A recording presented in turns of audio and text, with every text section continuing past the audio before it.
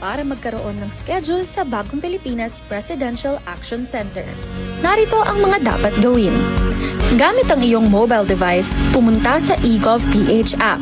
Pwede itong i-download mula sa Apple App Store o sa Google Play Store. Gumawa ng account. Ilagay ang email address, valid mobile number, pagkatapos ay makakatanggap ka ng one-time code sa iyong email. Gamitin ang code sa eGov app para sa verification ng iyong account at ng mga impormasyong ibinigay. Congratulations! Meron ka ng eGovPH app account. Pwede mo na ma-access ang iba't ibang serbisyo ng gobyerno kabilang ang mga serbisyo sa Bagong Pilipinas Presidential Action Center. Sa patuloy na pag-aati ng balita at pagbibigay serbisyo publiko, kinilala ng prestiyosong Asia Pacific Broadcasting Plus Awards 2025 ang galing at dedikasyon ng Radyo Pilipinas. Patunay ito ng tapat na paghatid ng serbisyo sa mga Pilipino, maparadyo, TV at maging sa makabagong paraan ng paghatid ng balita sa mundo ng social media. Sa pangunguna ni Presidential Broadcast Service Director Dindo Amparo, kasama ang lahat ng kawani ng Radyo Pilipinas. Inaalay namin ang pagkilalang ito sa bawat Pilipinong aming pinaglilingkuran. Radyo Pilipinas, Radyo Publiko! Radyo Pilipinas, Radyo Publiko! Radyo Pilipinas, Radyo Publiko!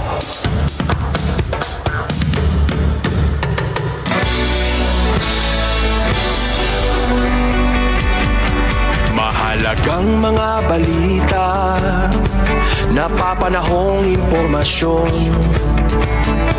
Kami ang inyong gabay pag may bagyo at sakuna. Serbisyo ng gobyerno kapag may nangangailangan. Mga proyekto ng Pangulo, damang-dama ang pagmamahal niya. Tulay ng mga hinaing, ang problema ng bayan ating lulutasin. Tulay sa himpapawid, tulay ng pagbabago. Radyo Pilipinas, ng bagong Pilipinas. Radyo Pilipinas, ng bagong Pilipino. Mga proyekto ng Pangulo, damang-dama ang pagmamahal niya. Radyo Pilipinas, Radyo Publiko, ang boses ng Pangulo.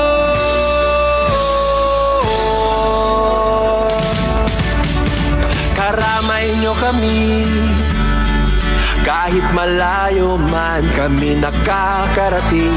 OFW magsasaka, buhay ay iba't iba, san mang lugar ng bansa natin.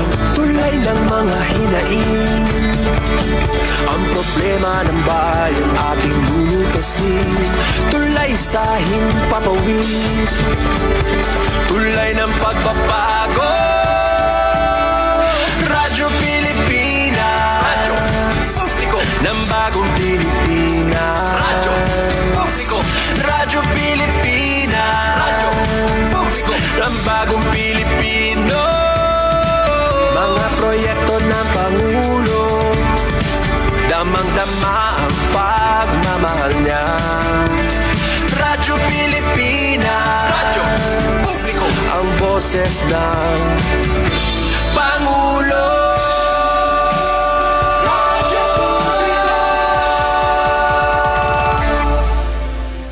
Radyo Pilipinas, Radyo Publiko! Radyo Pilipinas. Oras na doon na kasanggayan na hingga doon na sa 6 minutos naglabay sa alas 4. Maupay naman nga kulop sa iyong tanan, mga kabugtuhan, welcome din sa natin programa Billboard Radyo Periodiko.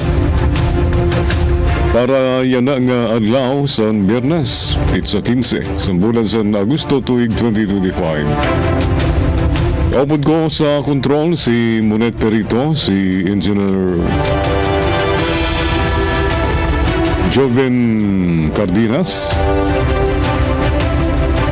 si LL Gonzales. Ngayon ako naman yung sangkay, iyo surugoon sa kahanginan, Jean Navilon, nga mga kaupod ni YouTube to balas 5. Ngayon yan na sa mga ratsada, sa lahat ng mga balita. Pumilek nakaabang sa petisyon versus pag-isdog sa barangay SK election. Magpapadayon pagyapon ang paghandam para sa barangay ng Sangguniang Kabataan elections. Miskin ginpirmahan na ni Pangulo Ferdinand R. Marcos Jr. ang balaod para i-isdog ang eleksyon sa Nobyembre 2026. Sa pag-explicar ni Comelec Chairman George Erwin Garcia, ginhulat pa nila kung may mag-file sa petisyon sa Korte Suprema para questionon ang legalidad sa balaod nga ginpirmahan sa Pangulo sa Miyerkules, Agosto 13. Let's wait for a possible case to be filed with the Supreme Court because it is premature at this point to make an IRR implementing rules and regulations of the law. If there is a case later, let's first see the Supreme Court's judicial action. Ulatun tanay nga may na mag-file pag-kontra sini sa Korte Suprema. Almost sure someone will question the legality of the law. We should wait for that first, saring ni Garcia sa virtual meeting sa mga mamayag. Una na nagpahayag si Attorney Makalintal, ang bantugan ng election lawyer, nga unconstitutional ang pag-extend sa pizza sa eleksyon sa barangay ng Sangguniang Kabataan. Ginsiguro naman ni Garcia ang kaandaman sa komisyon nga ihimuon ang barangay sa Sangguniang Kabataan election nga tuig o miskin sa susunod nga tuig pa inihimuon. On the part of the Comelec, our preparations are continuing. Just yesterday, we signed with the NPO, National Printing Office, to print BSKE ballots, saring ni Garcia. Ilarom sa Republika Acta numero 12232 igdidilatar ang barangay ang Sangguniang Kabataan eleksyon ngayon ang ay unta sa Disyembre 1, 2025. Ngayon ginisidog ang petsa sini ngadto sa Nobyembre 2, 2026. In-extend luwat ang bagong balaod ang termino sa mga opisyal sa barangay ng SK natigang sa 3 anyos ginhimo 4 katuig.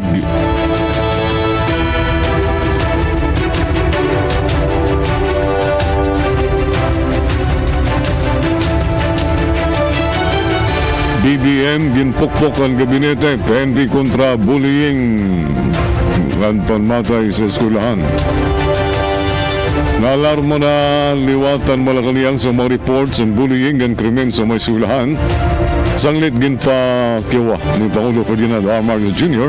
ang bera sa mga miyembro sa niya gabinete ng PNP agud batunon ang problema sa mga estudyante ng magturutdo. Sigun kan Presidential Communications Office Undersecretary ng Palace Press Officer Attorney Claire Castro, ginmanduan sa Pangulo ang Department of Education DepEd, DILG, DSWD ng PNP agud hingpin nga bisigaran ng mga insidente sa karahasan, violence nga gindadabihan sa mga estudyante. Angay daw gimbabatuman ang Child Protection Policy sa tanan nga eskwelahan sa nasod. Tungod kay nakabaraka, nakaalarman mga report ng mga minor de edad na nadadabi sa violence, karahasan ng krimen.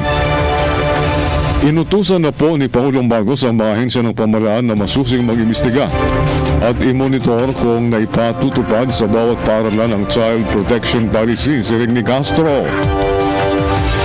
Angay mabatid kung may kalabtanan sa mental health sa mga estudyante ang mga nai-report nga violence, karahasan sa sulod sa eskwelahan agud makahimo dayon sa ngangayon nga aksyon para malikyan nga mautro ini. Ginsiguro sa Malacanang nga makalaw man mga kaganak nga diri kakaturugan sa gobyerno anisyo yan maghimo sa aksyon ng DepEd agud masiguro ang katulwasan sa kada estudyante sa nasod. mahinunduman dito sa Misamis usa nga dalagita ang ginpusil san iya ginbulagan nga iya ex-boyfriend, pero ini nga iya yagid sa gilagyapong pagsunod sa iya. Pero di rin na naikiyampang sa kasinahon sa lalaki ginpusil ang babae nga nagunay sa niya kalubringon kauman pusilon ang babae. Dito naman sa Lanao, usang maestro ang ginpusil sa niya estudyante tungod kay ginatagan niya ini sinbagsak nga grado. Waray maka-enroll nga doon sa grade 12 tungod sini nga ginhimo nga pagbagsak sini nga maestro. Sa kasinahon ginpusil niya ini nga maestro. Inanglan god may imbestigaran ini nga may mga minor de edad nga nadadabi dinhi nga nagiging issue na talaga ini nga mental health sa mga kabataan sa ring ni Castro. 12 minutos ang naglabay sa alas 4. Malacanang gumambyo sa 1 piso nga uminto sa pamasahe sa jeepney dito sa NCR. Hingpit nga pag-isudyaran sa Malacanang ang hirit sa mga transport group para sa 1 piso nga dagdag pamasahe. Puminto sa pamasahe sa jeepney tungkol sa panuyo ni PBBM nga may banang luwat ang garastuson sa mga commuter. Siring ni PCO Undersecretary and Palace Press Officer Tony Claire Castro nga ginanglan balansihon ang kaubayan sa mga commuter ng transport groups nga nakuyan tungkol sa padayon nga pag-uminto sa preso sa gasolina ng krudo. Ginglaro sa tagyakan nga dirila ang DOTR kundi ang bugos nga economic team ng PBBM ang maghimo sa hingpit nga pag-isudyan kung nakayanon ihatag ang hirit nga 1 peso nga uminto sa pamasahe.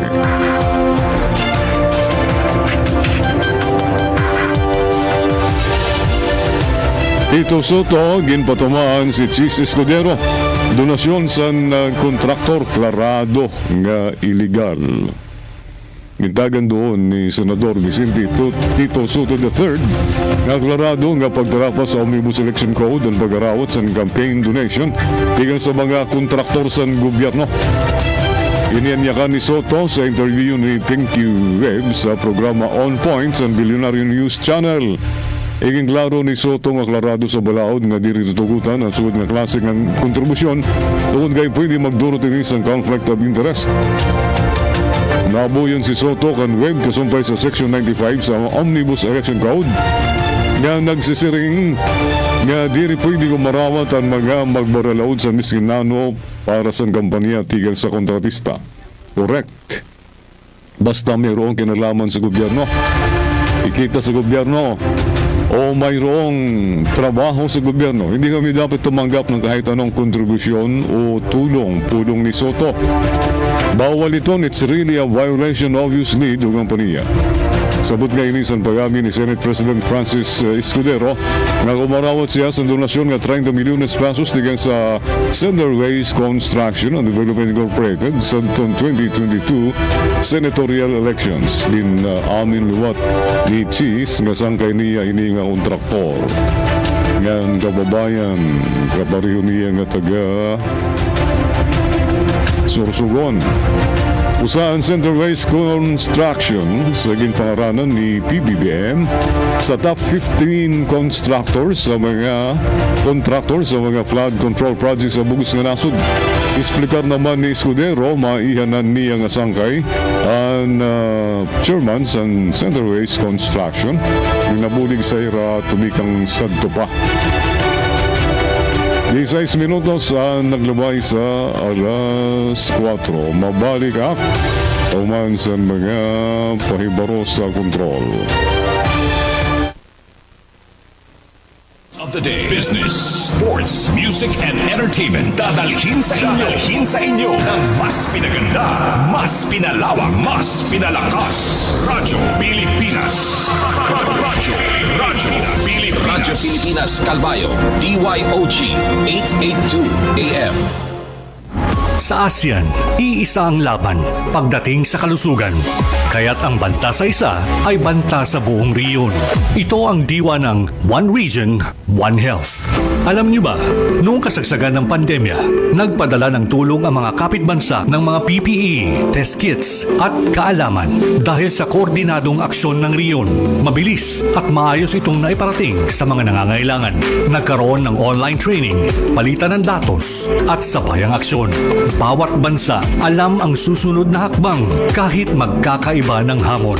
Nagkaisa rin ang mga scientists at health workers mula sa iba't ibang bansa. Nagtulungan sila sa pagbabahagi ng research, pagbuo ng solusyon at pagtuturo para mas mapabilis ang tugon.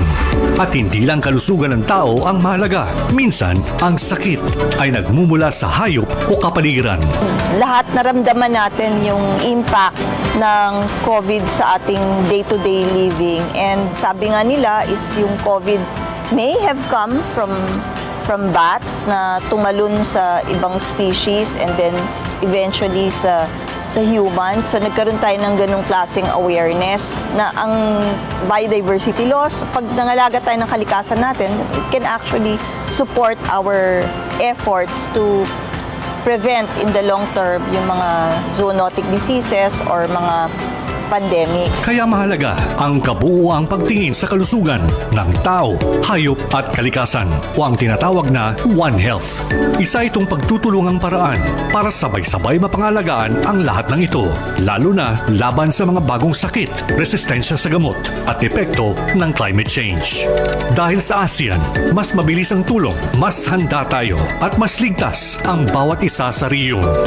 One Region, One Health.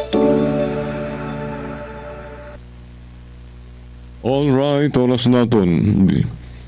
18 minutos na naglabay sa alas 4. Ngayon na padayon kita kasangkayan kita sa kolom ni Arnold Clavio, tilamsik ni Igan. Galing sa Nakaw.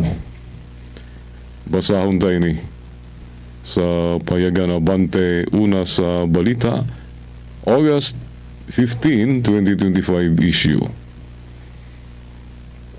Without strong watchdog institutions, impunity becomes the very foundation upon which systems of corruption are built. And if impunity is not demolished, all efforts to bring an end to corruption are in vain. Mao ini ang saring ni Roberta Menchu, Nobel Prize laureate.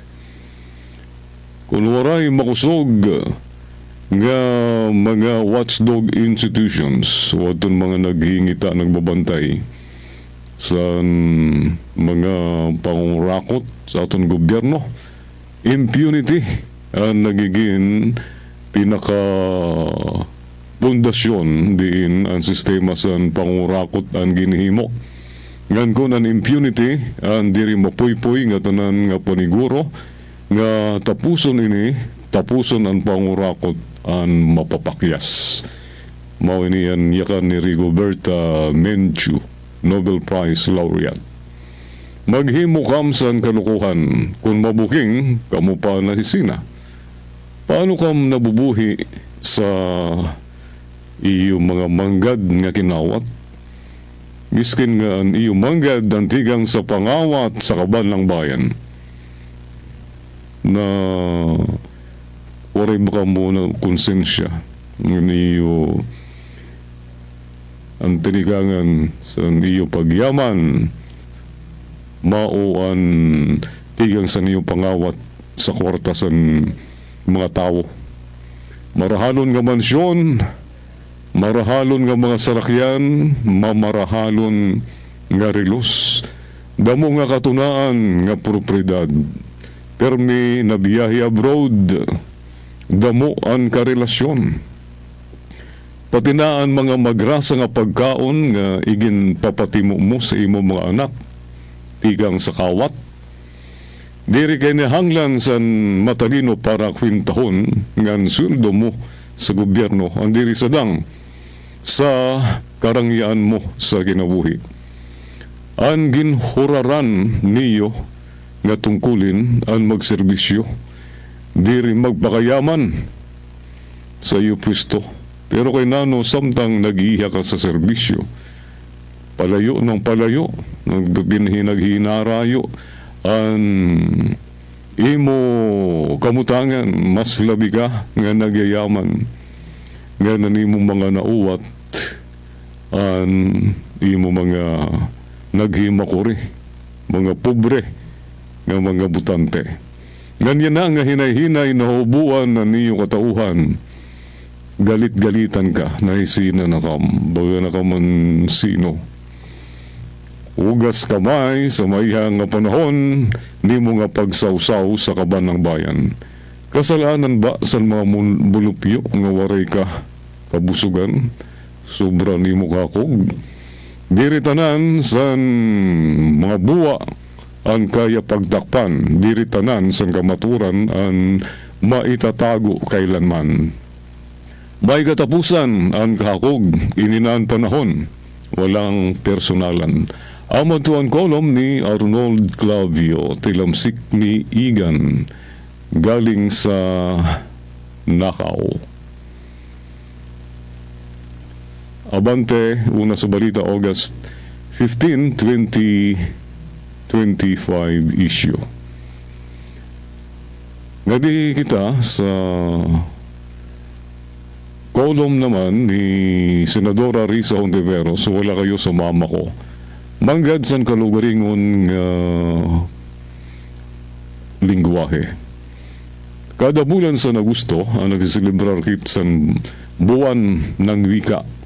Maupay nga higayon ini para balikan gan sariwaon ang kaimportante sa aton lingwahe sa panadlaw-adlaw naton nga mga kinabuhi. Pero sa luyusin diri naton maililikaw nga may mga pagsubok sa paggamit sa kalugaringon nga lingwahe, labi na sa mga kabataan Pilipino yan na. Ada na ang influensya sa social media nga digital culture. Mas madagmit na ma-expose ang mga bata sa global content nga ordinaryo mga langyawanon nga lingwahe. Damuliwat atong mga young influencers na nagagamit sa taglist o diri nga ni bugos nga English sa irang mga videos. English liwat ang ginagamit nga panguna nga medium of instruction sa mga private schools. May da mga dagko, mga moderno, nga mga high class nga mga eskwelahan. Bawal magtagalog, bawal magyakan sa Cebuano, bawal magbinisaya, kinanglan English good. Ngan kung matimingan ka nga nagtatagalog, magmumulta ka. Miskin sa mga public schools, may tendency nga mas ginatagan importansya ang English proficiency kay ikumparar kaysa sa Pilipino. Sanglit danay ang mga estudyante ang mas komportable nga magyakan sa langyawanon nga lingwahe kaysa sa irakalugaringon nga lingwahe, sariling wika. Sa mga kumpanya, igin tuturing liwat nga professional language ang Ingles. Kung fresh graduate ka, ngan kasulod mula sa usa nga kumpanya, nahadlok sila mag-Filipino sa opisina, nahadlok pag-Tagalog, tingali kitun sila nga unprofessional o diri educated. Damuliwat ang mga sikat nga kanta, mga pelikula nga palabas sa telebisyon nga English ang gamit. Miskin ang mga local artists ang nagbubutang sa mga linya sa langyawanon nga lingwahe para mas maging marketable. Sanglit, paano naton matatagan importansya ang naton sariling wika? Paano naton paunan naton ipapaintindi sa aton mga kabataan nga diri makarawod o baduy kung nagyakan sa Tagalog, sa Filipino, o iba pang regional languages. Bilang usa nga kaganak, importante nga nag-iistorya kit sa mga bata gamit ang aton kalugaringon nga pinulungan. Ang mga alamat, mga fables ngan kwentong bayan, ang magyaman sa leksyon ngan entertainment. Aghaton liwat naton ngan pangunahan ang paggamit sa kalugaringon nga pinulungan sa sulod sa naton mga panimalay. Kinanglan may tunom sa ira nga diri English la an intelligent nga pinulungan. Magkita liwat kit sa mga pelikula nga Pinoy ngan palabas sa telebisyon. Suportahan naton ang lokal nga entertainment industry nga nagagamit sa sariling wika. Ang ay liwat nga gaton naton ang mga kabataan nga gamiton ang lingwahe miskin sa social media pinagisan pag-post o pag-comment.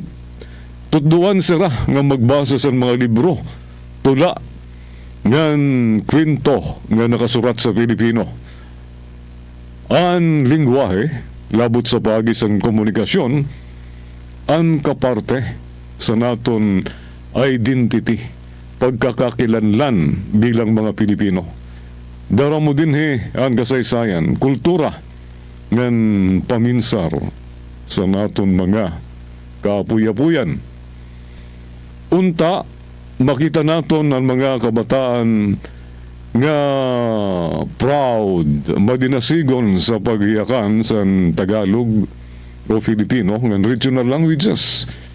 Nga diri na nahadlok nga tawagon mira nga baduy o geologs ang kalugaringon sariling wika. Unta makita naton ang usa nga Pilipinas nga multilingual ngani kundi diri nahingangalimot sa iya gintikangan. Amad to ang kolom ni Senadora Risa Ontiveros, wala kayo sa mama ko sa payagan Abante. Una sa balita, mabalik kauman sa mga pahibaro sa kontrol. News and current affairs. Top stories of the day. Business, sports, music, and entertainment. Dadalhin sa inyo ng mas pinaganda, mas pinalawak, mas pinalakas. Radyo Pilipinas. Radyo Pilipinas Calbayo. DYOG 882 AM. Akala ko dati, sobrang mahal ng tablets. Pero dahil sa ASEAN, halos zero na ang buwis sa tech imports. Kaya mas affordable na sa mga tulad kong estudyante. Sa digitized custom system ng ASEAN, mas mabilis dumating ang mga learning gadgets. Mas konti ang delay, mas marami ang matututunan. Mas madali na mag-source ng parts at accessories ngayon. Dahil sa trade agreements ng ASEAN, mas mabilis ang cross-border shipping at mas mura ang gastos. Dahil sa mas malawak na internet sa ASEAN, kahit sa probinsya nakakabili na kami ng tech online. At maraming ASEAN-made products na good quality. Abot kaya pa. ASEAN supports local innovation. Meron tayong mga hubs na tumutulong sa mga inventors at startups gaya ko para protektahan ang ideas at gawing negosyo. Hindi ako techie, pero ngayon marunong na ako magbayad at tumanggap ng QR gamit ang phone. Dahil sa ASEAN, mas accessible ang technology kahit sa maliliit na negosyo. Dahil sa digital trade provisions ng ASEAN, mas maraming tech brands online. Nakaka-order ako ng gadgets at accessories na dati ay imported lang. Ngayon, mas mura at legal. Dahil sa ASEAN, mas abot kaya ang tech, mas mabilis ang access, at mas maraming oportunidad para sa lahat. Innovation across borders para sa bawat Pilipino.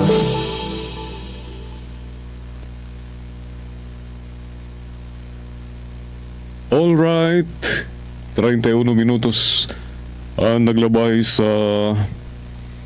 alas 4 maram bakam nga ang sikat nga maanyag nga artista si Lisa Soberano ginabuso, gintrato nga hayop, ginpalimpyo dumi san ayam gamit ang iya dila. Trigger warning mention of physical abuse, illegal drugs. Grabe nga yan pala ang kakurian ngan pagdurusa nga ginagian ni Lisa Soberano sa tuniya kabataan samtang na-istar siya dito sa Amerika. Labot sa nagdako nga waray kaganak, nakaranas liwat siya sa grabe nga pagmamaltrato igang sa mga tao nga kumupkup sa iya, tumigang sa mapayrayo sa iya kaganak. Igin-share sa actress sa latest episode sa podcast cinema documentary sa YouTube channel nga Kanay Come In, ang pinakamadulom nga parte sa iya kabataan nga naitabo sa Amerika. Sa unang nga parte sa video, inalala ni Lisa kung paano siya nawalay. Igin balik, igin dumdum ni Lisa kung paano siya naibulag sa iyang mga kaganak. Nga sara Jacqueline nga John nga naganak sa mura nilang mga edad, mga bata pa. Aniyang kaganak ni mother bata pa san ginburod siya, bata paliwatan ni amay. One thing common is they were so misguided. When I was born, these two kids, they were just two children. They were working multiple jobs to make ends meet. They were kind of like this Bonnie and Clyde do. Istorya Sandaraga. Sumala sa iya, naigin adis-adis sa droga ang iya nanay, samtang ang iya amay naman ang nadabi sa drug manufacturing, illegal firearms and restraining order violation antes si napadeport pabalik sa Pilipinas. Ginbayaan si Lisa Soberano sa pagmamangno san iroy pati na ang nakakabata nga bugto. Dida na mas naggrabe ang ira kinabuhi, labi na san magamaya da utro san karelasyon ang iya nanay. My earliest memory of all this trauma was after my mom and dad broke up. My mom started dating this guy named Michael. That guy was really bad news. There was a moment where he had stolen a minivan from off the street, and then he took me, my mom, and little brother, and I was probably 2. 2 anyos pala daw siya. San nagkawat san sarakyan minivan. Ang ginkarelasyon san iya mama, san iroy niya ngan gindara siya. Ang iya nanay, ngan iya manghod, nga ang iya bugto, nga lalakihay, ngan siya, 2 anyos pala siton nga panahon. San ang iya manghod, 1-year-old, painundong pa ni Lisa.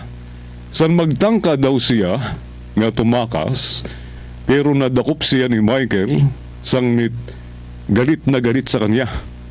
Nasina sa iya ang iya nanay.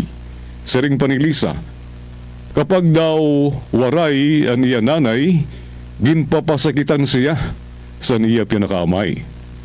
Tubtob sa report na san iroy niya ang karelasyon sini sa mga pulis ngan madakop, pero gindakop liwat san otoridad ang iroy san aktres sanglit na isulod sira nga magburugto sa foster care. Makalabay ang pinakabulan tigang sa Ira Foster Family, bumalhin si Lisa Soberano nga nanbugto sa balay san high school friend san iya nanay nga si Melissa, kundiin mas naging miserable ang ira kinabuhi. Apparently, I went through a few homes before I stayed the longest in. It was this lady named Melissa She was supposedly my mom's high school best friend, but it was very far from the truth. I ended up staying with her for 8 months.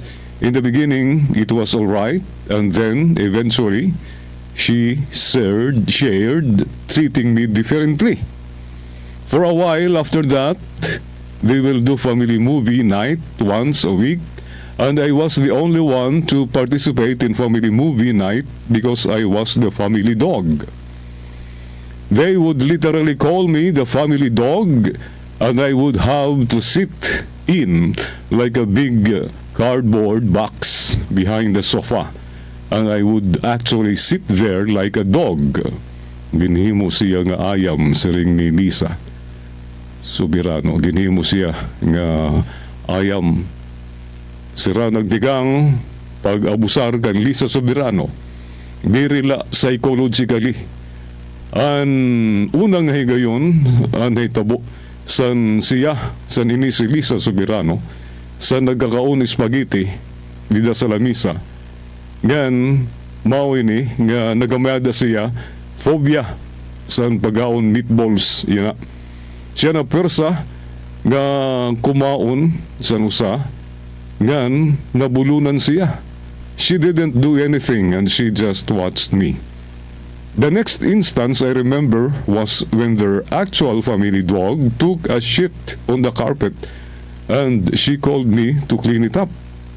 May da panahon nga ang ayam ang nagdumi dida sa carpet. Ngan gin sugo siya nga limbihon ini. I went over planning to grab a brush or a toothbrush or something. Kundi sa niya pagbalik siya nagpakyana an ini nga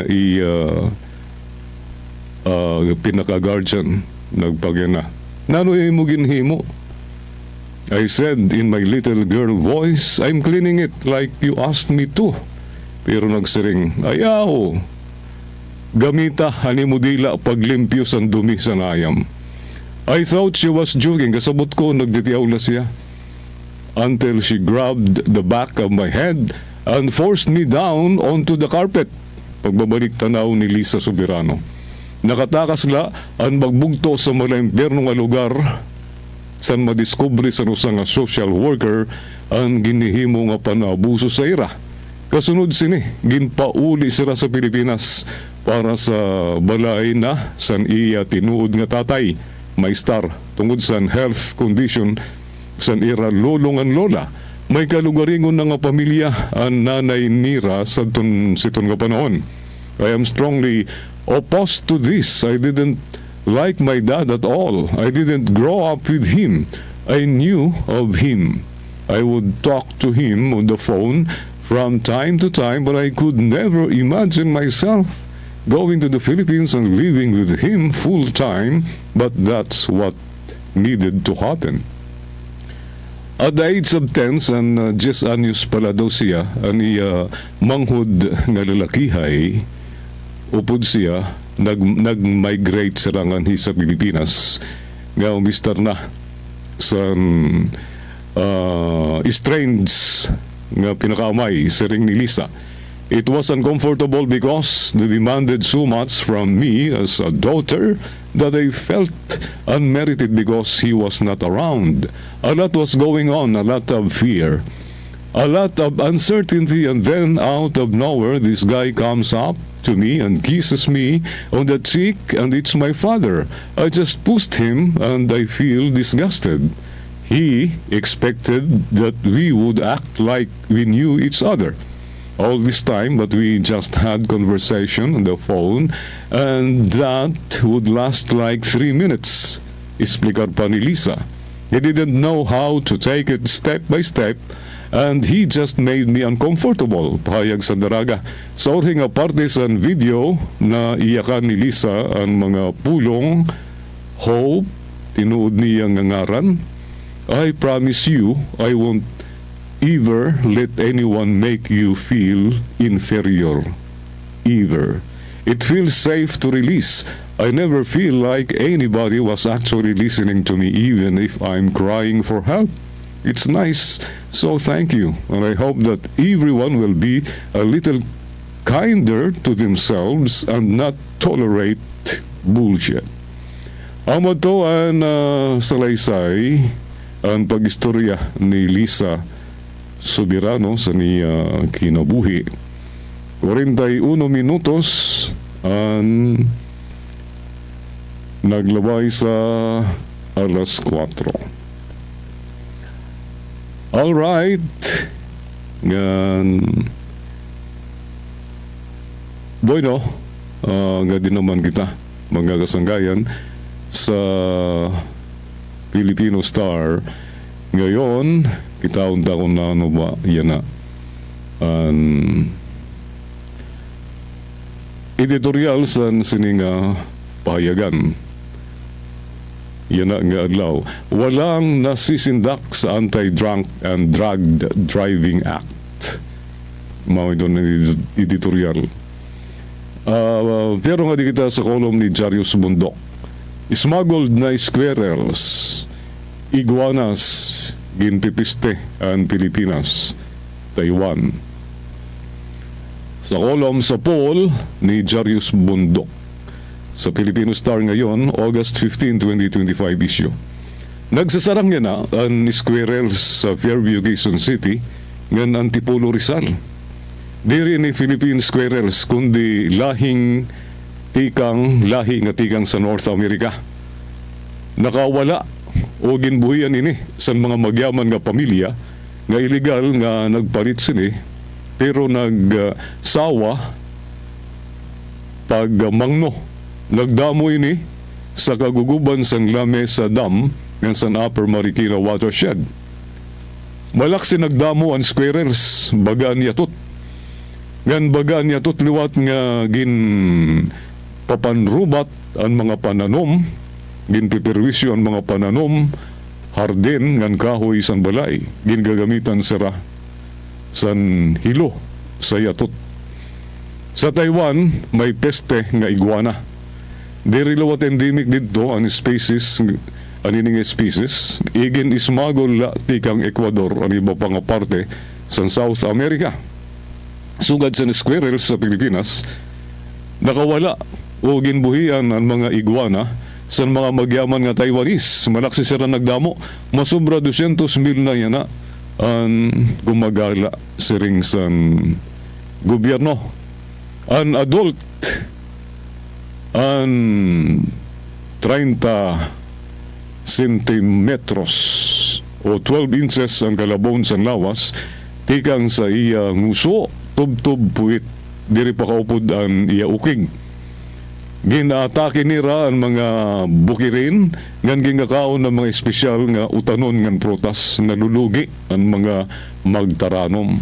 Nagpliti ang gobyerno sa Taiwan sa iguana hunters. Ginbabaydan basar sa kadamon sa napupusil nga napapatay nga peste. Sa Pilipinas waray ginhimo ang gobyerno kontra squirrel infestation. Pabulong lang ipinapayo ng mga DNR na maglagay ng lason sa daga sa kanya-kanyang hardin. Angay sa airports ng seaports pala, mahigpit na sa pagsulod sa wildlife. Tingali piranhati kang Amazon River ang maging peste sa mga salog ng lawa sa Pilipinas. Maghirot liwat sa fire ants ngan nakakamatay nga patakti tigang sa ibang kontinente. Mas makuri puy-puyon ang sugad nga klase san peste. Amad to ang kolom ni Jarius Bundok sa poll. Smuggled na squirrels, iguanas, pinipeste ang Pilipinas, Taiwan. 15 minutos antes ang alas 5. Mabalik ka kahuman sa mga paibaro sa kontrol. News and current affairs. Top stories of the day. Business, sports, music, and entertainment. Dadalhin sa inyo ng mas pinaganda, mas pinalawak, mas pinalakas. Radyo Pilipinas. Radyo Pilipinas Kalbayo. DYOG 882 AM. Hindi na lang sa sariling bayan ay papamalas ang talento ng Pilipino. Dahil sa ASEAN, umaabot na sa iba't ibang panig ng riyon ang sining natin, kinikilala, pinapakinggan at hinahangaan. Alam mo ba, mas marami na ang Filipino artist na naipapakita ang kanilang obra sa buong Southeast Asia dahil sa ASEAN. I can't wait for ASEAN to create more programs that will encourage collaboration. I think what would be nice is meeting the past participants. ASEAN would be open to residencies, not just for artists, but also to writers, to art critics, to curators, to other cultural workers. Sa ASEAN Artist Residency Program, ilang Pilipino na ang napiling lumikha ng sining sa Jakarta, Indonesia. At ang kanilang likha, bahagi na ngayon ng permanent collection ng ASEAN Gallery. Mayroon ding Connect ASEAN, isang art exchange program na gumagamit ng online at on-site exhibits sa mga palabas sa Manila, Jakarta at Busan. Tampok ang mga likha ng Filipino artist sa harap ng libu-libong manonood. At nitong 2024, tampok rin ang galing ng mga Filipino graphic artist sa ASEAN Graphic Arts Exhibition sa Vietnam, kasama ang higit 150 likha mula sa buong ASEAN. Pero higit pa sa pagpapamalas ng husay sa sining ang layunin ng ASEAN. Sa pamamagitan nito, nabubuo ang palitan ng kultura at ideya sa pagitan ng mga artist mula sa iba't ibang bansa. Mula rito'y sumisibol ang koneksyon, pagkakaibigan at mga obrang mas makabago, mas makulay at mas makahulugan. Dahil sa ASEAN, ang sining ng Pilipino ay hindi na lang para sa lokal na eksena. Ngayon, may entabladong regional, mas malawak, mas makulay, at mas kinikilala. Oras 12 minutos antes ng alas 5. Ngati kita sa Punto Legal. Ikaw at ang batas ni Attorney Jose C. Sison sa Filipino Star ngayon. Pitsado Agosto 15, 2025 issue. Hindi sapat na mga dahilan. Diri sadang nga mga rason. Subay sa prinsipyo sa pagbubulag sa mga puder, ang pangunang departamento sa gobyerno ang angay nga bayaan mag-usahan agud gampanan ang ira-ira mga tungkulin sigun sa ira nakikita nga kangayan. Igin didikta liwat din nga ang kada departamento ang diri pwede gamiton sa balaod ang mga puder nga ungay sa duha pa nga departamento. Sa sini nga kaso, ang pakyana nga lumutaw sa sulod sa korte, ang pwede masubra pa sa kunano ang iginlatag sa legislatora ngan isiring kunano ang angay nga balaod. Pwede ba ini itaon ang karunungan sa balaod? O kaya ba sini sulbaron ang kada diri makatadungan nga sitwasyon nga pwede gumawas tigang sa aplikasyon san usa nga partikular nga balaod? Ang ini nga kaso ang gindadabihan sa usa nga non-stock, non-profit nga institusyon pan-edukasyon katoliko nga usa nga lehitimo nga organisasyon sa mga trabahador, mga trabahante nga nagrepresentar sa ngatanan sa mga empleyado sa eskwelahan, labot sa mga magturutdo ngan consultant sa graduate school, mga managerial nga empleyado ngan mga may confidential nga posisyon, organisasyon, samahan. Ang samahan ang mayada gimpapatuman nga collective bargaining agreement, CBA, sa eskwelahan. Para sa school year 2020-01, ang eskwelahan ang may matrikula para sa tanan sa departamento sini. Ngan subay sa ira CBA, collective bargaining agreement sa samahan, ang eskwelahan ang maggagahinla ngan eksklusibo 85% nga incremental nga kita tigin sa nasabi nga paghataas para sa mga pagsasaayos sa mga sweldo ngan benepisyo sa empleyado. Sa pag-compute sa incremental proceeds sa nasabi nga increase, igin ibanan sa eskwelahan ang paghamubo sa kadamoon sa mga enrollees, ang kadamo sa mga exempted sa pagbabayad sa mga school fees, sugad sa mga scholar, ang kadamo sa mga dropout nga tungod din di rin nakakagbayad sa bugos nira nga mga baraydan ngan mga magraot nga utang nga nakabot sa eskwelahan. Basar sa computation, sa sini nga computation, an incremental proceeds tigan sa tuition fee increase para sa school year, sa setong nga school year, an por lo menos 3.5 milyones pesos nga mas hamubo kumpara sa computation nga ginhimo sa samahan nga nakabasar la sa rate sa tuition fee increase sinwaray anuman nga iban. Sanglit nagdiri ang samahan nga karauton ang reputasyon sa eskwelahan. Sanglit ang mga partido ang naghimo sa voluntad nga arbitrasyon. Kauman pamatian ang mga partido nga iginpakita ang irapan suporta nga dokumentasyon ebidensya, nagdesider ang panel of voluntary arbitrators pabor sa samahan. Sanglit nagapila ang eskwelahan sa Court of Appeals nga kundiin pabor paghihapon sa samahan.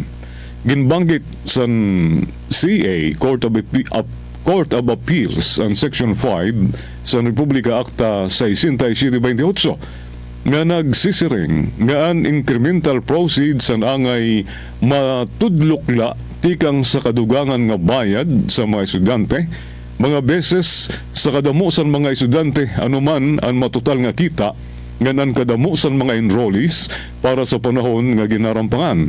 Sanglit naman nagapila ang eskwelahan sa Korte Suprema nga nagrason nga incremental proceeds sa nangay matudlok basar sa kita sa eskwelahan dirila sa kategorya nga pagataas ang matrikula nga gintakda sa CA Court of Appeals ngan kun ang kita sa yan nga tuig ang mas hamubo kaysa sa naglabay nga tuig tungod sa mga gutiyay nga kadamo sa mga yana nga naka-enroll.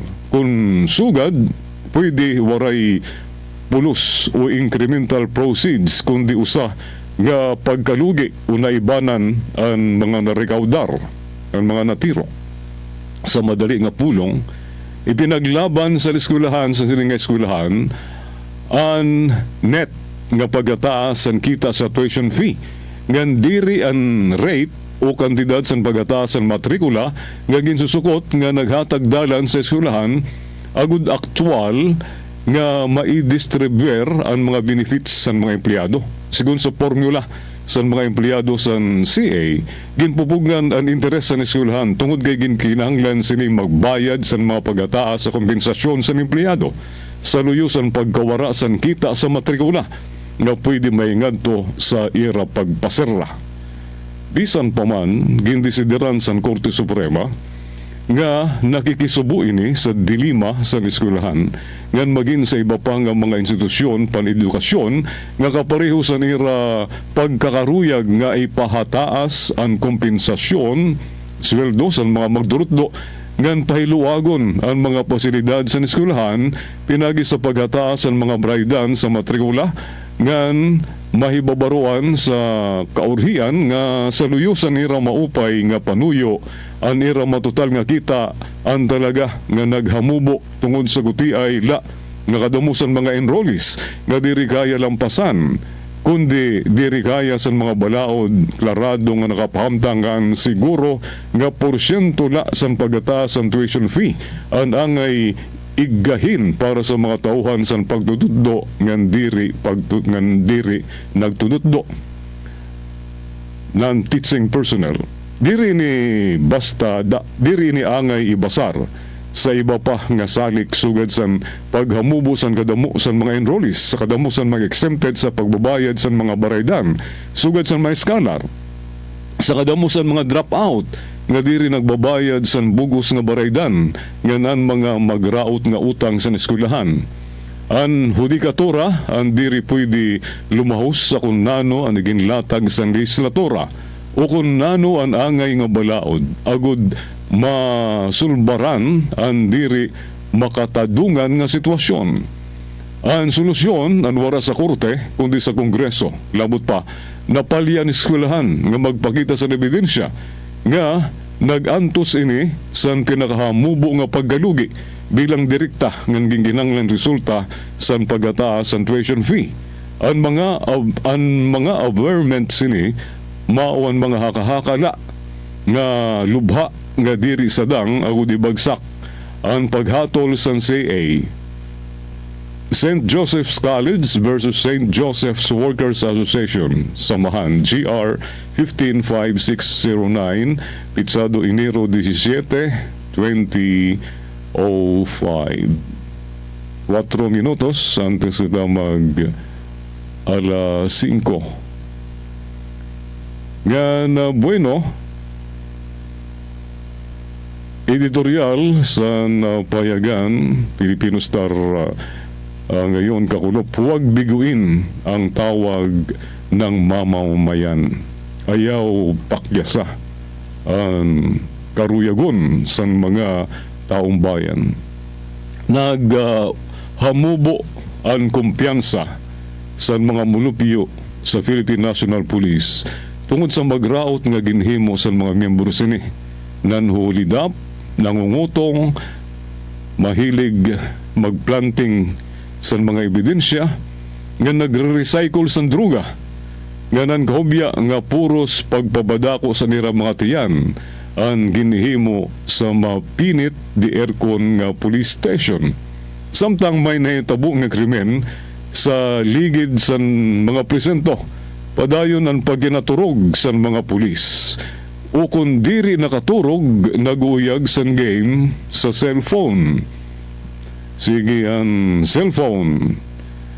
Mas importante ang pagsi-cellphone kaysa pagresponde sa krimen. Ito nang saluyo sa nataas na ang sweldo sa mga pulis. Ang pinakahamubong nga sweldo sa pulis, ang 30,000 pesos para sa patrolman. Pero saluyo sa nataas na nira sweldo, padayon paghihapon nira paghimo sa kabulastugan ini nga mga pulis. Sa naglabay nga Mayo, ginmanduan ni Pangulo Ferdinand Marcos Jr. ang PNP ng DILG nga magresponde sa lugar sa krimen sa diri malahos sa 5 minutos. Kinanglan makaabot dayon ang pulis sa mga ginbibiktima sa mga masasamang loob. Labot sa malaksi nga pagresponde sa kapulisan sa lugar sa krimen, iginmando liwat niya nga magamada sa mga pulis nga nagpapatrolya sa kalye. Kinanglan daw nga magamada sa police visibility. Kinanglan may makitaan nga pulis nga nagbabaktas sa kalye. Sigun sa presidente, kung may nakikitaan nga pulis sa kalye, nakakaabot ang mga mulupyo nga talwas sira. Para daw madagnit makontak ng mga pulis, liliwanan na ang mga number nga 119, 911, 999 nga nagdudurot sa kalisang sa mga mulupyo. Sumala kang Pangulong Marcos, pagtitig-ubo na la, uusahon na la ang mga numero nga tatawagan. Magpapatupad daw ang gobyerno sa single crisis hotline para sa emergency hotlines kung may tabong nga krisis. Sadto nga Martes, sa ika-124 nga anibersaryo sa Police Service, utro nga ginyakan ni Pangulo Marcos ang mando nga angay may mabaton sa emergency call sa mulupyo gamit ang pinakabago nga 911 response technology sa nasod. Siring ni Marcos nga sa utro nga pagbuhi sa emergency 911 hotline, makaresponde na ang kapulisan sa tawag dingan sa police assistance tubdub sa police intervention sugad man sa search and rescue. Madigon nga ginsiring sa presidente nga umuran umadlaw maging sa ordinaryo nga adlaw panahon sa krisis angay andam bumaton sa tawag sa publiko nga nangaro sa bulig anuman nga oras nga anuman nga panahon. Sigun sa presidente, ini ang paagi para utro bumalik ang pagtapod sa publiko sa mga kapulisan.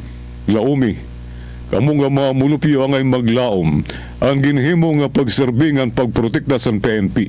Lalauman sa mga mulupyo ang malaksi nga responde.